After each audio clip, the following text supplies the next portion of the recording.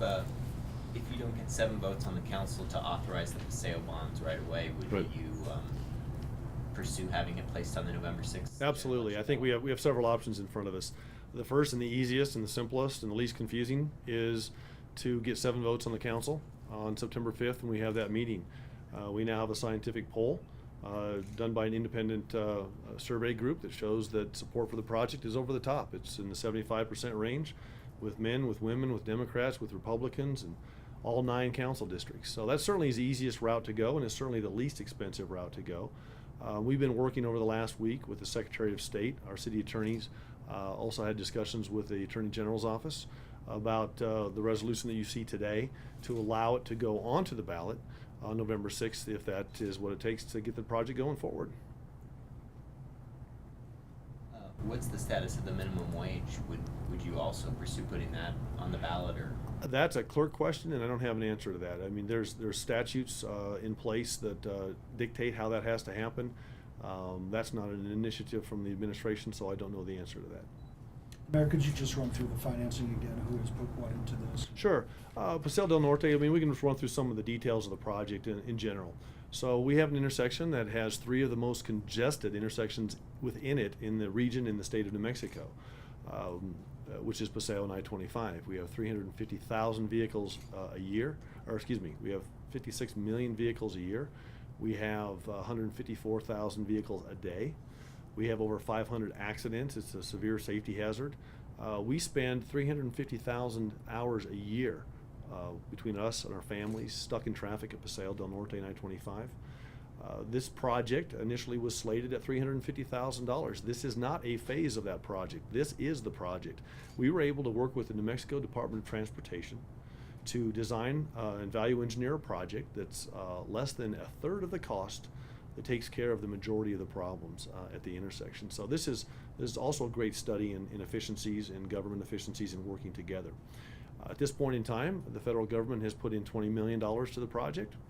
We have $30 million from the state of New Mexico that came through during the last legislative session, from Democrats, from Republicans, from legislators from Roswell to Portales to Silver City to Santa Fe to Farmington to Clayton. I mean, the legislature really came together in a bipartisan way to get the $30 million. The county, on a bipartisan measure, has put $5 million on their bond election.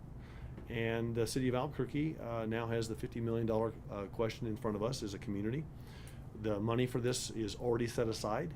There is no tax increase if folks vote for it. There is no tax decrease if they vote against it. These are already dollars that the citizens are sending into the city of Albuquerque. We're simply taking these, and instead of growing government, we want to give that back to our community in the form of critical infrastructure. Now, this press release states that, before they can really move forward, there are a few compromises, I guess, so to speak, about some of the city ordinances and charter, as well as city voter ID requirements. Yeah. What's going to change? Well, the Attorney General's opinion says that when you go and vote on a state election ballot or a county ballot, you do not have voter ID. The city of Albuquerque years ago adopted voter ID. It's worked extremely well within the city, but because there's a difference between state, county, and city ordinances, the city council on September 5th, if it's going to go on the ballot, would also have to waive that voter ID requirement for this one election only. So we would only be considered for the one election, not to change. I haven't seen the legislation, but I haven't seen what the councilors have come up with for legislation, but that's my understanding, is that it would be for this one election only. Would the council have to do that? That is a council action, yeah. And it has to be a supermajority. It's the magic 7 votes again.